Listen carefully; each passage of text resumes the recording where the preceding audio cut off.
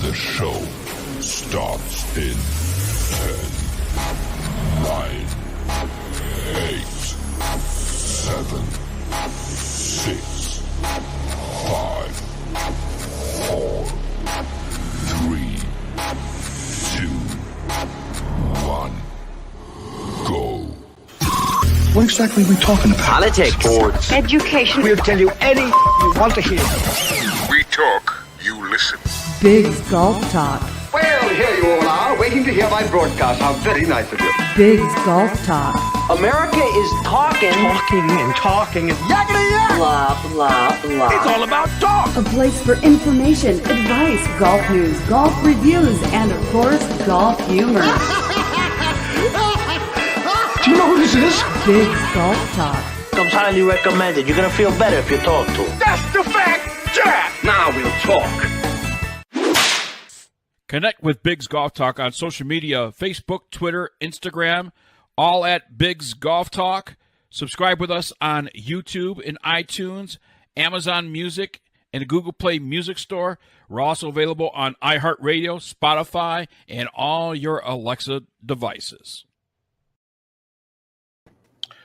Broadcasting from Sun City, United States of America, it is Big's Golf Talk BGT 2.0 in Arizona.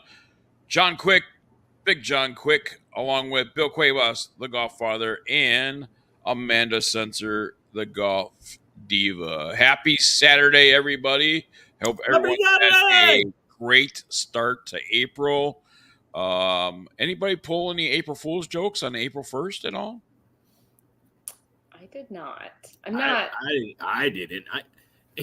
I got my boss real good. You did? Oh. I did. What did you do?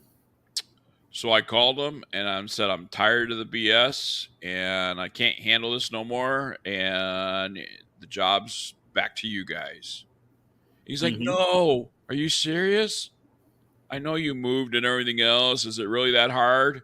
And I'm like, yep, I just can't deal with it no more. I'm out. Yeah, I'm out. And I let this go. And I said, and before I hang up, just want to let you know, April Fools. I would have fired you. I would have fired you. No, he can't do that. I would have. I would have fired you. Oh, yeah? Well, you're fired. Get to stepping. That's so funny. I know. I think about like all the ones that backfire. Yeah. Because you're like say that. If I thought I had any chance of that backfiring. Yeah, right. But like think about the employees or something that do that, and then the person's like, well, actually, I didn't know how to like find a way to let you go, and I've been waiting, but like whatever. Right. I just think that's great. But no, I've seen there was some stuff, obviously on the internet and stuff. Yeah. It was cute. One of the cute ones that I saw. They all had a company meeting that day with the CEO, and they all dressed like her, and they had like her haircut, like her wig, and like it was really cute. And they all came in on different, like her in sport mode, it was cute. Right. Mm-hmm. Yeah. I think there was another one by the bookstore. They added an S to their name because everybody. Oh, yeah, Barnes and Nobles. Nobles? Because people always say Barnes and Nobles. They always say that. Yeah. They're like, nope, one Noble. Yeah. So. Love it. Yeah, great start to April. I know New Mexico, where Bill is at right now, they've been having some weather challenges, if you will. I've been having a bunch of cancellations I've had to deal with. Out there in the Albuquerque area. Here in Arizona, we had our own weather challenges that decided to, I think Arizona probably seen more rain in the last 2 weeks than they have in 2 years. Yep. Biggs, I'm going to need you to take it back to Albuquerque. You brought whatever is going on. I don't know. Yeah. So we've had some cancellations here as well as comes to baseball games and stuff like that. But man, wild. Oh man, golf is in full force, ladies and gentlemen. Rory McIlroy, he's been in the news a lot when it comes to golf news. Well, he is not holding back and dishes the cold truth on the jarring PGA Tour ratings in the tank. According to SB Nation, the PGA Tour has not had a good season ratings-wise. This year's Players' Championship, perhaps the best professional golf tournament since the 2022 U.S. Open, saw Scotty Scheffler come from behind win, and the PGA Tour's marquee event, his masterful 8 under 64 on Sunday, led him to the finish one stroke ahead of Wyndham Clark and Brian Harman, yet that only drew 3.5 million viewers, down from 4.1 million a season ago, which also saw Scheffler prevail. The following week, the Valspar Championship saw a similar trend. Only 1.89 million tuned in to Peter Malnati's victory, down from 2.59 million the year before when Taylor Moore fended off Jordan Spieth. So that leads to the question, why? Rory seems to have an idea. If you look at the TV ratings of the PGA Tour this year, they're down 20% across the board. That's a fifth. That's big. 20%'s a pretty jarring number, Rory McIlroy said. I would say the numbers on Live aren't great either in terms of the people tuning in. I just think with the fighting and everything that's gone on over the past couple of years, people are just getting really fatigued. That's quite modest of saying from some fans I hear. Mhm. Fatigued from it. It's turning people off men's professional golf, and that's not a good thing for anyone. The PGA Tour Live Golf Divide has turned many golfers away while creating plenty of infighting among players, fans, and pundits alike.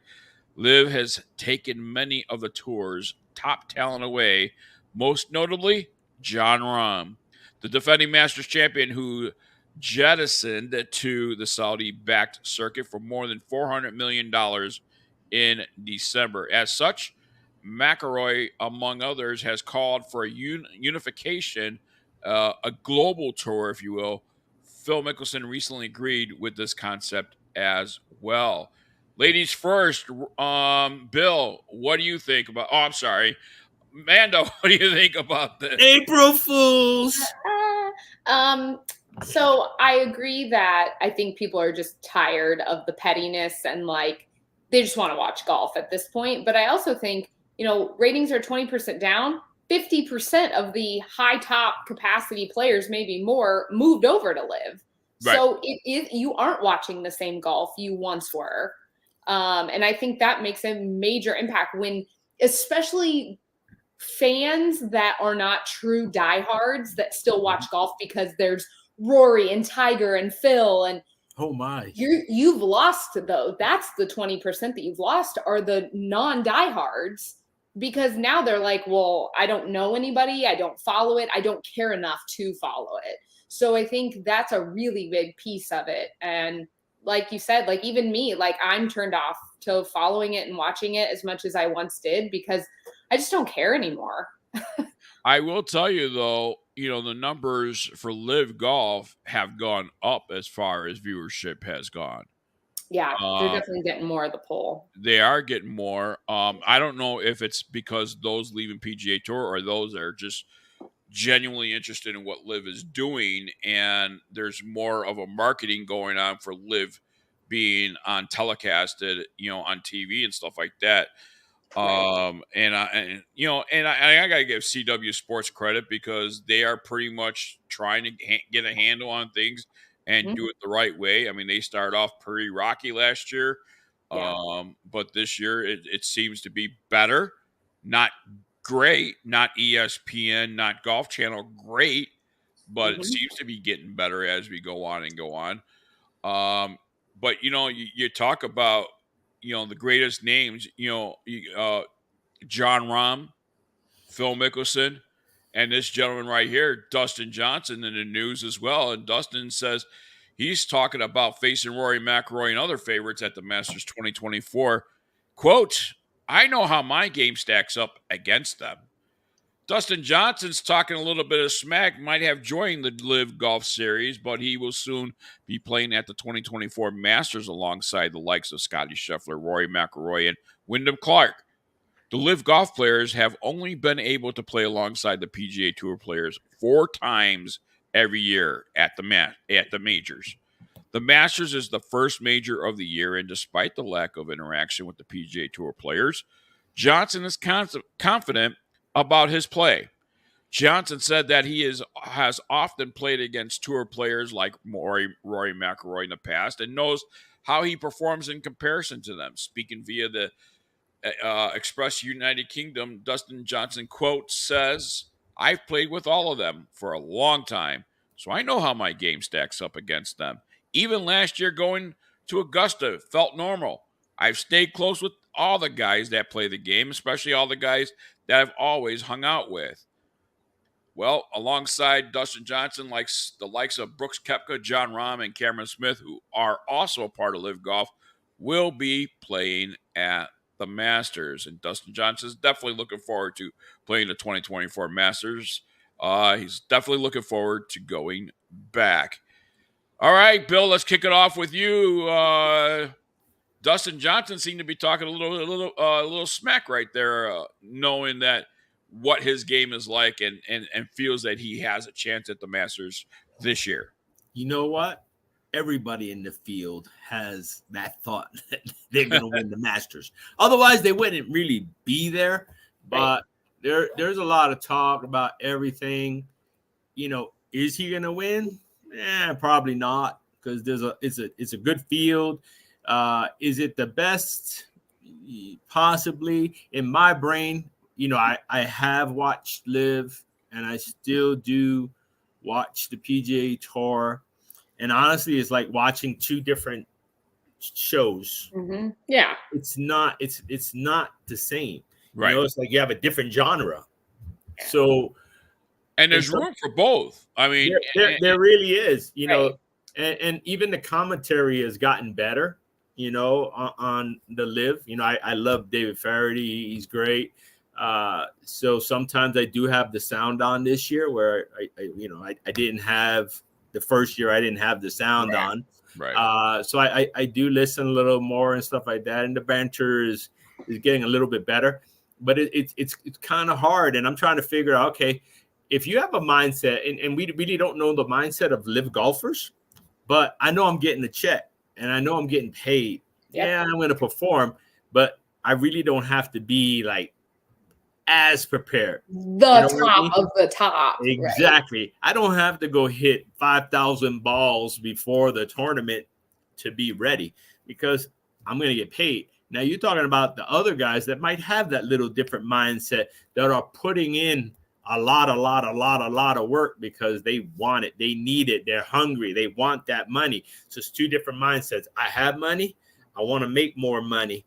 And a lot of people are focusing now about Rory and him jumping ship to Live. There was all kinds of rumors floating around this week that Rory's the next one to jump. There's been secret negotiations since he's turned his mind and everything. Yeah. So I don't know. Going into the Masters, I'm glad that they're all going to be there. And I just hope that the best golfer wins, whether it's from a Live or a European Tour player. I don't care. You know, I'm going to enjoy the Masters and take all that it has to give. But I don't. Yeah. See, this is where I will disagree with you. Uh-huh. And this is why I disagree. Okay. Yeah, they're getting a regular paycheck. Mm-hmm. But the bottom line is they're still competitors. And you cannot remove the competitiveness out of these individuals, like people like John Rahm and Dustin Johnson.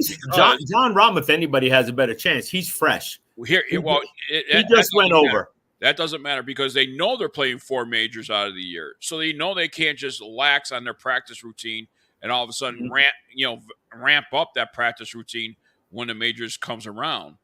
I guess next week is there other people? And not only that, let's not forget there is a cut. Mm-hmm. So you might be getting $400 million, but you could get cut. Oh yeah.